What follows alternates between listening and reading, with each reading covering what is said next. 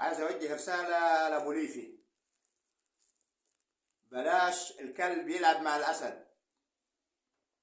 ويا ترامب، لو انت امك ودتك المدرسة وعملت لك شنطة خلق، كان عرفت ايه يعني مصر.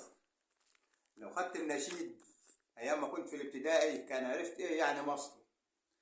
يا تقرا النشيد لأخي المجند اسمه محمد، قام في الصباح يحمل السلاح قال إني ذاهب يا أخي أحارب، مصرنا تنادي أمنا تنادي كسر الطيور واعبر الصدود. افهم معنى النشيد ده وركز فيه زين.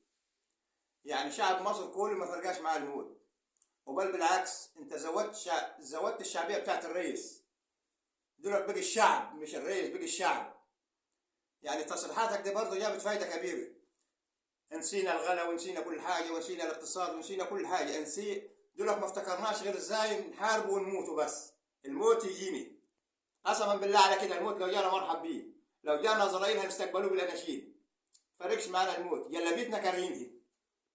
ففوق من الغيبوبه اللي انت فيه.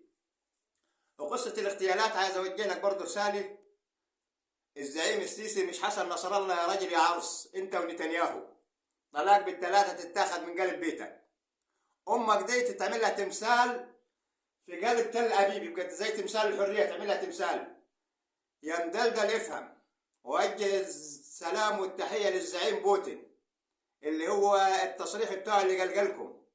مش هتفهم، انت كانك اتجنيت ولا مشبون. انت ما تعطي يا جعل قاعد، ما تاخذ ترقص ولا متشون ولا متمول.